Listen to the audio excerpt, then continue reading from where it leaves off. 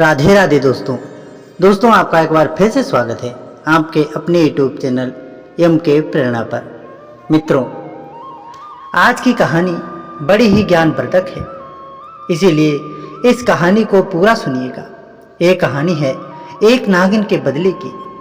तो दोस्तों, हम कहानी शुरू करें इससे पहले अगर आप हमारे चैनल पर नए हैं तो चैनल को सब्सक्राइब जरूर से कर लें और बेल आइकन को ऑल पर प्रेस करें ताकि आने वाली वीडियो की नोटिफिकेशन आपको सबसे पहले मिल सके। तो मित्रों, कहानी शुरू करते हैं। प्राचीन काल की बात है। एक किसान रोज अपने खेत में काम करने के लिए जाता था। वह किसान बैलों का जोड़ा लेकर अपने खेत को जोता और अपने खेत को जोता करता था। उसके सामने अपने पूरे खेत को बैलों की सहायता से जोत दिया था। अब किसान के खेत में जोतने के लिए कुछ कोने ही बचे हुए थे जिसमें हल नहीं पहुंच सकता था। तो किसान अपने खेत के कोनों को जोतने के लिए फड़वे का उपयोग करता है और फड़वा लेकर खेत के कोनों को खोदने लग जाता है। किसान फड़वे की सहायता से खेत के 3 कोने खोद देता है, परंतु जब चौथा कोना खोदने के लिए किसान पहुंचता है तो किसान देखता है कि वहां पर दीमक ने अपना घर बनाया हुआ है। किसान अपनी कुल्हाड़ी की सहायता से उस दीमक के घर को खोदने लगता है। जब किसान का काम पूरा हो जाता है, वह पूरा घर तोड़ देता है, तो उसे दिखता है कि एक सांप के 2 टुकड़े हो गए हैं जो दीमक के बिल के अंदर छुपा हुआ था। अब किसान सांप के 2 टुकड़ों में कटा हुआ देखता है तो वह किसान बड़ा दुखी हो जाता है। किसान मन में सोचने लगता है कि आज तो मुझसे बहुत बड़ा अपराध हो गया है। किसान को अपने मन ही मन में बहुत पछतावा होता है। वही किसान देखता है कि उस दीमक के घर के अंदर एक छोटा सा सांप का बच्चा भी दिख रहा है। ये देखकर किसान और भी ज्यादा दुखी हो जाता है। किसान सोचने लगता है कि ये सांप का बच्चा शायद इसी मरे हुए सांप का है, लेकिन ये सांप तो मर चुका है, ये तो कट गया है। अब इस सांप के बच्चे का पालन पोषण कौन करेगा? यही सोचकर वह किसान एक प्रतिज्ञा ले लेता है कि इस सांप के बच्चे को उसका पिता बनकर के वह ही उसे पालेगा। इस सांप के बच्चे को मैं अपने बच्चे की तरह इसका लालन पालन करूंगा और इस सांप के बच्चे को अपने पुत्र की भांति ही रखूंगा। ये सोचकर वे किसान उस सांप के बच्चे को अपने घर ले आता है। घर ला करके अपनी पत्नी से कहता है कि हे प्रिय, ये सांप का बच्चा है और उसका पिता मेरे हाथों मारा गया है, इसलिए अपनी गलती का पश्चाताप करने के लिए इस सांप के बच्चे को मैं घर ले आया हूँ और इसका लालन पालन हम अपने पुत्र की ही भांति करेंगे। उसके साथ एक छोटा बच्चा था जो बहुत ही छोटा था। अब किसान की पत्नी भी किसान की बात को मान लेती है। वह बहुत ही भोलेपन की सीधी सादी औरत थी। जैसा किसान कहता है वैसा किसान की पत्नी मान लेती है और अपने पति से कहने लगती है कि ठीक है पिया जी, एक तो हमारा स्वयं का पुत्र है, दूसरा ये सांप का पुत्र है। इस सांप के पुत्र को भी हम अपने पुत्र की भांति प्रेम करेंगे, हमारे पुत्र की भांति इसको रखेंगे। उसी वक्त किसान के हाथों जब सांप मारा गया था, उसी वक्त उस बिल के अंदर वह सांप था और उसका बच्चा था। नागिन उस बिल के अंदर नहीं थी। जब किसान उस सांप के बच्चे को लेकर के अपने घर आता है तो पीछे से वह नागिन उस बिल पर आई तो नागिन देखती है कि उसका पति के 2 टुकड़े हो चुके हैं और वह मरा हुआ पड़ा है। ये देखकर नागिन बड़ी दुखी होती है, विलाप करती है, चिल्लाती है, लेकिन कुछ नहीं होने वाला था। अब वह नागिन उस बिल के अंदर जाती है और अपने बच्चे की तलाश करती है तो उसे नागिन का बच्चा कहीं भी नहीं मिलता है। अब नागिन और भी ज्यादा दुखी हो जाती है, बहुत रोती है, बहुत चिल्लाती है, विलाप करती है, क्योंकि अब उसे अपना बच्चा नहीं मिल रहा था। उसका पूरा परिवार ही उजड़ गया था। एक तो उसका पुत्र भी नहीं मिल रहा था। अब नागिन सोचने लगती है, जिसने भी मेरे पति को मारा है शायद उसी ने मेरे पुत्र को भी मार दिया है। लेकिन ना ही उसका पति जीवित होता है और ना ही उसको उसका पुत्र मिल पाता है।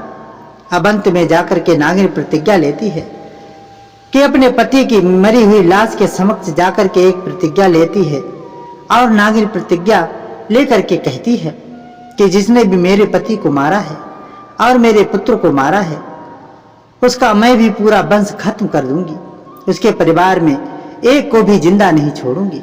इस तरह की प्रतिज्ञा नागिन ले लेती है। वह नागिन इस तलाश में जाती है कि मेरे पति और मेरे पुत्र का हत्यारा कौन है, उसका कातिल कौन है। इस तलाश में नागिन निकल जाती है। अब दूसरे दिन फिर से किसान अपने खेत में जोतने के लिए आता है और बची हुई जमीन को अपनी कुदाली से खोदने लग जाता है। अब जैसे ही किसान खेत में पहुंचता है और जमीन को उस कुदाली से खोदने लग जाता है जिससे सांप की मृत्यु हुई थी, तो उस कुल्हाड़ी पर सांप का खून लगा हुआ था। जब नागिन भी उस दिन उस बिल के बाहर बैठी हुई थी, अपने पति की लाश के आसपास ही मंडरा रही थी। अब जैसे ही किसान उस कुल्हाड़ी को लेकर के और जमीन खोदने लगता है तो उस नागिन की नजर उस कुल्हाड़ी पर चली जाती है। वह कुल्हाड़ी को देखते ही उस पर लगा हुआ खून पहचान लेती है। कुल्हाड़ी पर लगे हुए खून को देखकर नागिन सोचने लगी कि यही वह किसान है जिसने मेरे पति और मेरे बेटे को मारा है, मेरे पुत्र को मारा है। अब नागिन को यह पता चल जाता है कि उसके पुत्र और उसके पति का कातिल कौन है। अब नागिन अपनी प्रतिज्ञा पूरी करने में लग जाती है। अब नागिन सोचने लगती है कि सबसे पहले उसके घर का पता लगाऊंगी, उसके बाद यह पता लगाऊंगी कि उसके परिवार में कितने सदस्य हैं, उसके बाद एक एक को डसना शुरू करूंगी, एक एक को जिन जिन के चुन चुन कर मृत्यु के घाट उतारूंगी। इस तरह की एक रणनीति नागिन बना लेती है। अब जैसे ही वह किसान शाम के वक्त खेतों में से काम करके अपने घर की तरफ लौटता है तो उसके पीछे पीछे वह नागिन भी किसान के घर की तरफ चल देती है। अब जैसे ही किसान अपने घर के अंदर घुस जाता है तो नागिन भी उसके पीछे पीछे से उसके घर के अंदर पहुंच जाती है। अब किसान घर के अंदर घुस जाता है तो किसान की पत्नी दरवाजा बंद कर देती है और नागिन बाहर रह जाती है। अब नागिन किसान के घर के अंदर प्रवेश करने के लिए जगह ढूंढती है, लेकिन उसको कहीं पर भी जगह नजर नहीं आती है। तो नागिन पास में पड़े एक कूड़े कचरे में घुस कर के बैठ जाती है और इंतजार करती है कि किसान कब अपने घर के दरवाजे को खोलेगा और कब मैं उसके घर के अंदर प्रवेश करूंगी। कुछ ही दिन बाद फिर से किसान की पत्नी अपने घर के दरवाजे को खोलती है और कुछ काम के लिए बाहर चली जाती है। इसी मौके का फायदा उठाकर नागिन किसान के घर के अंदर प्रवेश कर जाती है। अब जैसे ही नागिन के सामने घर के अंदर प्रवेश करती है तो सबसे पहले किसान का एक छोटा पुत्र नागिन को नजर आता है जो कि पालने में झूम रहा था।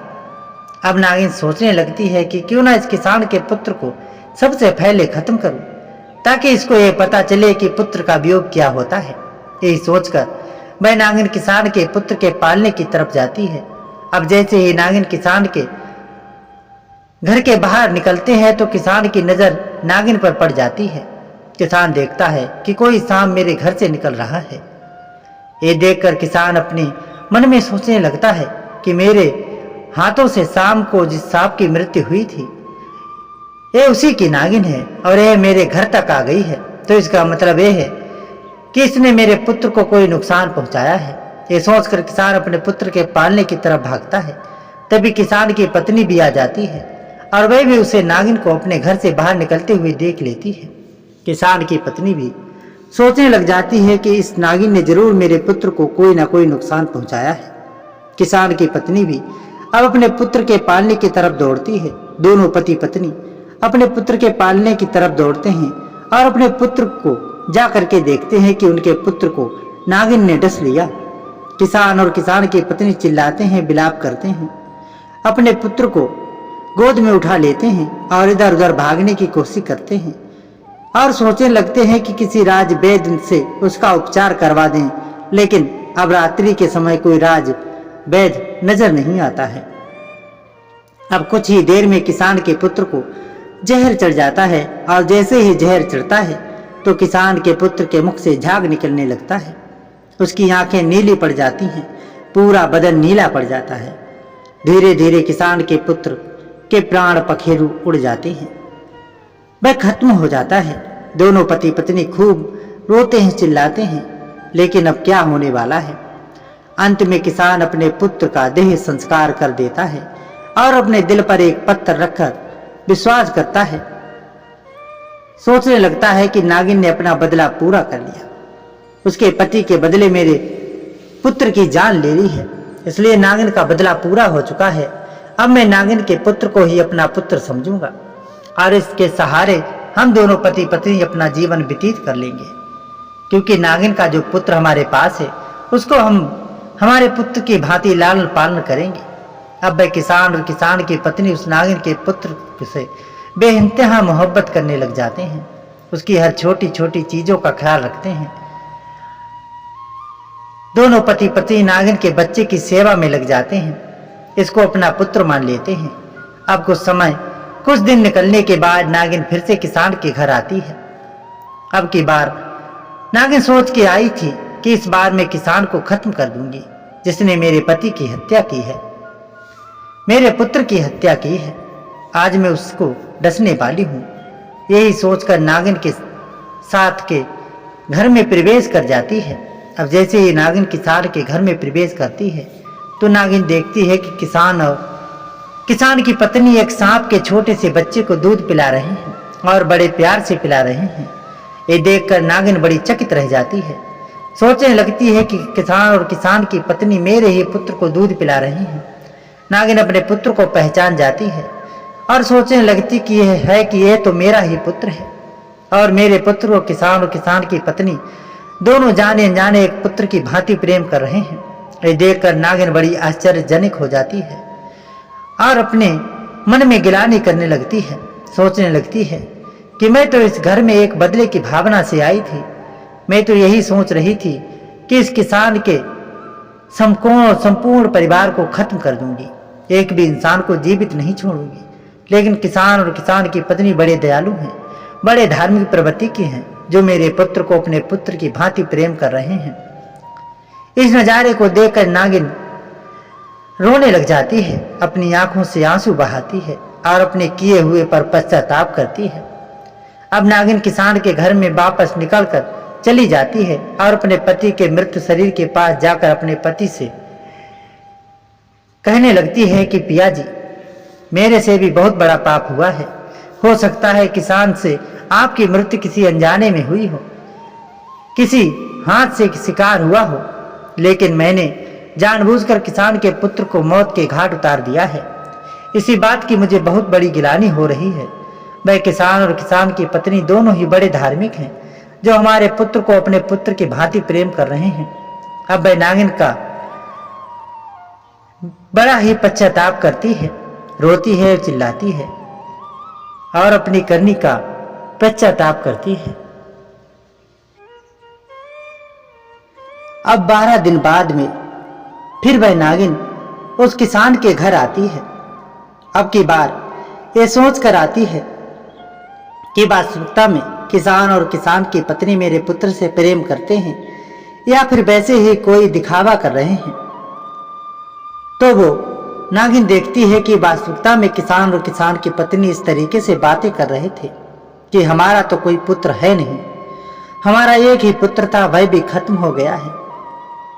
अब हमारा पुत्र सिर्फ और सिर्फ नागिन का बच्चा है, यही हमारा पुत्र है और इसी के सहारे ही हम हमारा जीवन व्यतीत करेंगे। इस बात को सुनकर नागिन बड़ी आश्चर्यचकित हो जाती है और नागिन को यह संपूर्ण विश्वास हो जाता है कि किसान मेरे पुत्र से बेइंतहा मोहब्बत करते हैं और अपने पुत्र के भांति प्रेम करते हैं।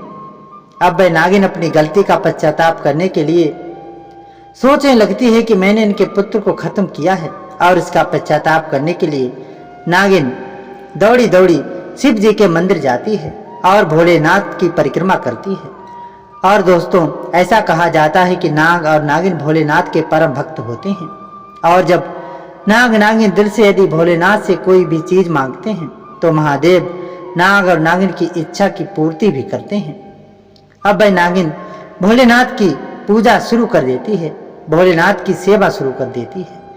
अब वह नागिन भोलेनाथ से सिर्फ एक ही चीज मांगती है कि प्रभु, मैंने जाने अनजाने में किसान के पुत्र को खत्म कर दिया है, एक पुत्र प्राप्त हो। उसे नागिन की पुकार को भोलेनाथ सुन लेते हैं।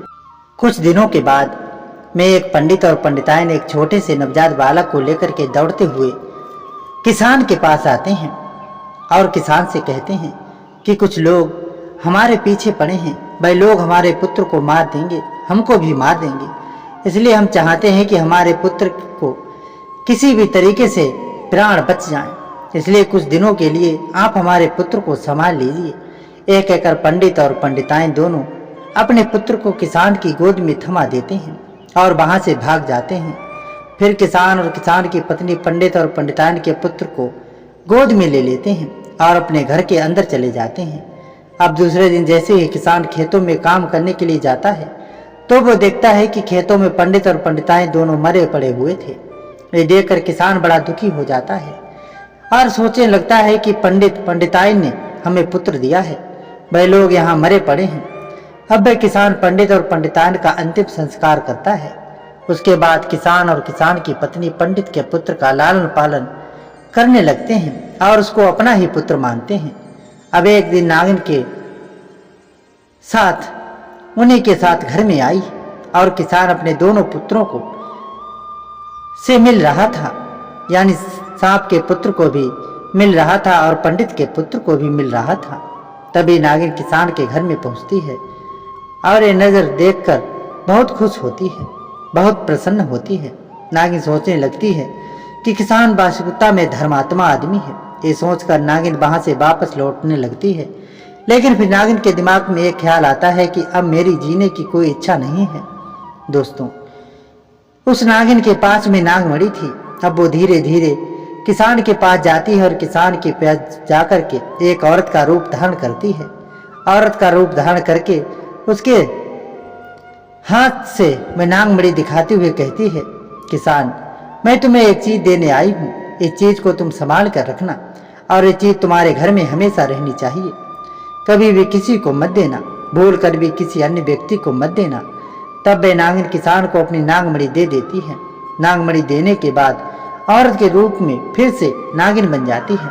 अब वह किसान समझ जाता है कि ये तो वही नागिन है। फिर वह नागिन अपने पुत्र को सहलाती है और अपने पुत्र को सहलाने के बाद किसान से कहती है कि हे किसान, मेरे पुत्र का हमेशा ख्याल रखना, लेकिन इतना ज्यादा विश्वास भी मत करना, क्योंकि हमारी जो प्रजाति है ये दुष्ट प्रजाति में गिनी जाती है, इसलिए मेरे पुत्र पर इतना विश्वास मत करना।